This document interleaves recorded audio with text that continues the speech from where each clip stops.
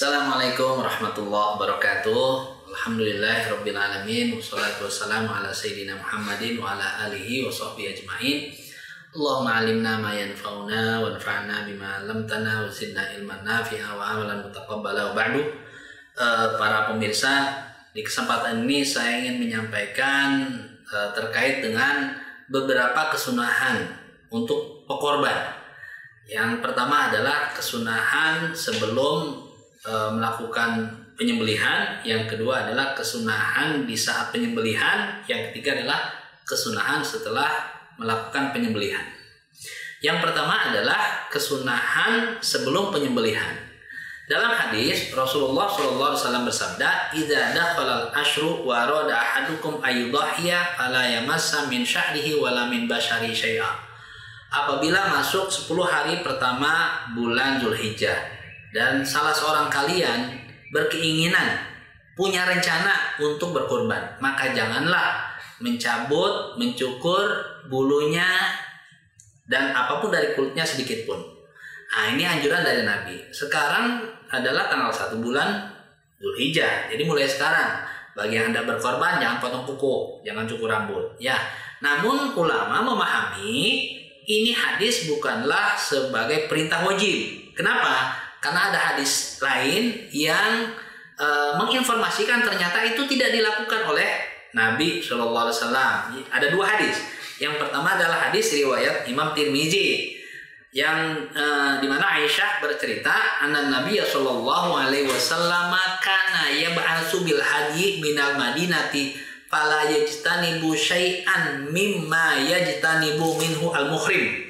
Yang artinya bahwa Nabi Shallallahu Alaihi Wasallam pernah mengirim hewan-hewan kurban dari Madinah dan beliau tidak menghindari perbuatan yang dihindari oleh orang yang sedang ihram.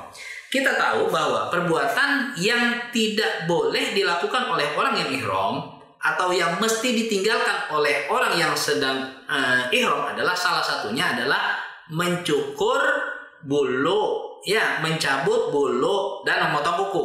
Ini sama sekali tidak dilakukan oleh Nabi Shallallahu Alaihi Wasallam. Dan kita tahu semenjak disyariatkan kurban, Nabi tidak pernah dalam satu tahun pun tidak berkorban. Nabi senantiasa berkorban. Ini adalah dipastikan bahwa pada tahun di mana Nabi berkorban, Nabi tidak meninggalkan sesuatu yang ditinggalkan oleh orang yang sedang ihram. Nah, kemudian ada hadis riwayat Imam Bukhari dan Imam Muslim dari Aisyah pula, Rasulullah SAW bersabda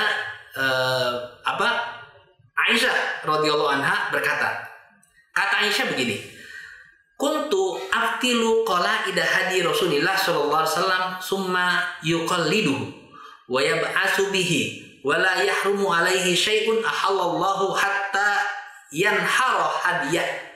Yang artinya bahwa aku mengikatkan tali pada hewan kurban Rasulullah sallallahu alaihi wasallam. Lalu Rasulullah SAW mengikatnya kembali dengan tangan beliau, ya. Lalu mengirimnya, mungkin ikatan tali yang dilakukan oleh Aisyah itu kurang kuat, lalu diulangi lagi oleh Rasul. Nah, hewan ini kemudian dikirimkan. Kata Aisyah, tidak ada hal yang diharamkan bagi Rasulullah SAW dari apa-apa yang Allah halalkan sehingga hewan kurban disembelih. Nah, jadi potong kuku itu kan halal, cukur rambut, ya, cabut bulu itu kan halal. Maka tidak ada apa-apa yang Allah halalkan, ya, itu tidak mengapa hingga kurban disembelih. Jadi Nabi lakukan itu.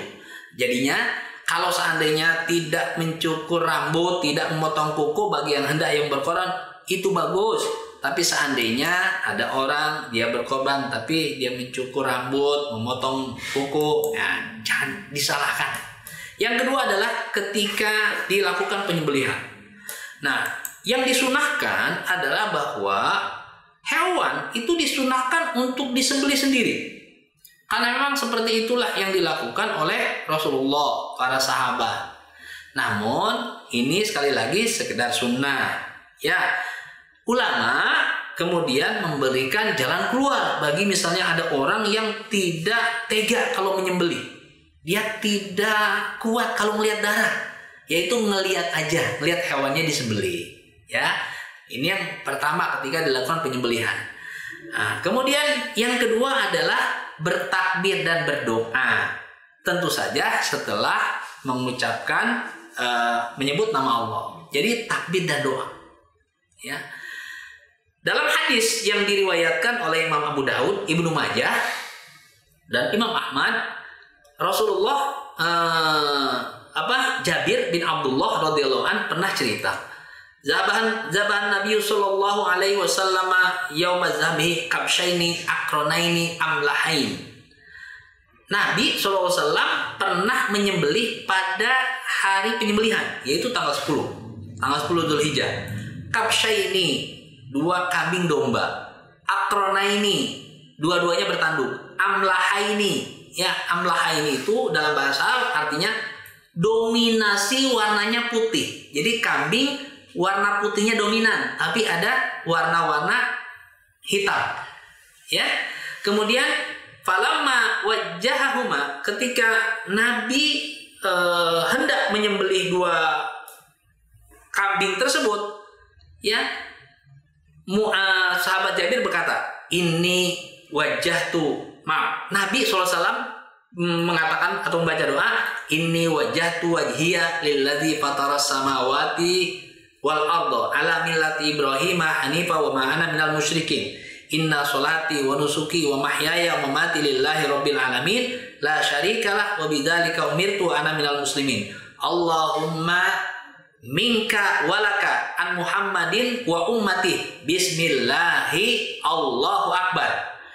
Hadis ini menginformasikan tentang bacaan yang paripurna jika orang hendak menyembelih.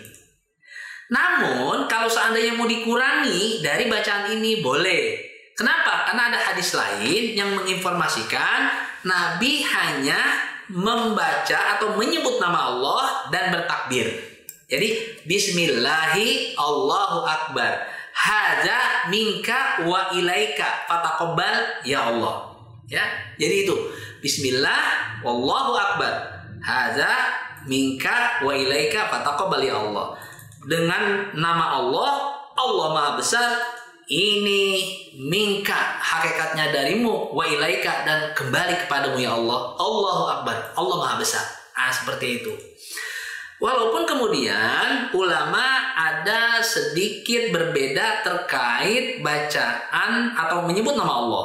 Apakah cukup dengan bismillah ataukah sunnah disempurnakan sampai Ar-Rahmanir-Rahim? Nah, di sini ada khilaf. Kenapa begitu? Ulama yang berpendapat bismillah saja tanpa lafaz Ar-Rahmanir-Rahim, mereka berpendapat bahwa Nabi jika menyebut nama Allah, ya. Nah, kenapa tidak dilanjutkan Ar-Rahmanir-Rahim? Karena ketika dikatakan Ar-Rahmanir-Rahim, yang artinya Allah Maha Pengasih dan Allah Maha Penyayang, ini tidak berkesesuaian dengan tindakan. Bagaimana sih? Allah kan Maha Rahman dan Maha Rahim, tapi tangan seseorang itu sedang menghilangkan nyawa, ini gak cocok, ya. Jadi ucapannya Bismillah saja. Bismillahi Allahu Akbar. Ya, sebagaimana hadis yang diriwayatkan ucapannya Bismillah wallahu Akbar. Ya, walaupun ada kil ini adalah pendapat tapi nggak banyak yang berpendapat bagus jikalau disempurnakan. Kenapa? Karena ketika menyembelih dia mengucapkan Ar-Rahmanir-Rahim. Ini adalah sebagai rahmat untuk orang-orang yang akan makan dagingnya. Jadi yang makan daging, itu sebagai rahmat buat mereka. Ala kulli hal, kita pakai pendapat jumhur saja. Jadi kalau menyembelih, Bismillahi Allahu Akbar. Jikalau hendak sempurna bacaannya, pakai hadis riwayat Imam Abu Daud tadi dan Imam Ahmad, ya. Inni wajjahtu wajhiya lilladzi fataras samawati wal arda dan selanjutnya.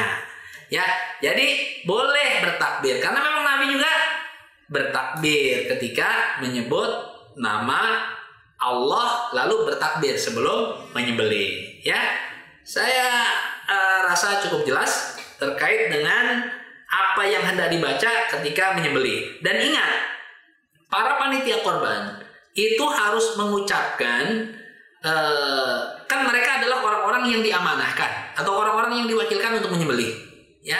Maka ini jangan lupa menyebut namanya. Ya, hadza misalnya dari Abdullah, hadza min abdika Abdullah wa ilaika, dan dipersembahkan untukmu, dikorbankan, dijadikan sebagai cara untuk mendekatkan diri kepadamu. Fataqabbal ya Allah, maka terimalah ya Allah. Ya. Demikian apa yang harus diucapkan ya ketika hendak menyembelih. Jazakumullah ala istimaikum, semoga Allah balas atas apa yang saya sampaikan ini. Saya rasa cukup jelas dan saya akhiri. Billahi taufiq wal hidayah. Assalamualaikum warahmatullahi wabarakatuh.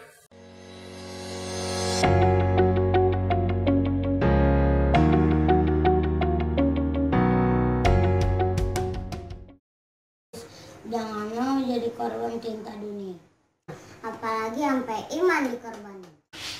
Mendingan kita potong hewan kurban biar kita makin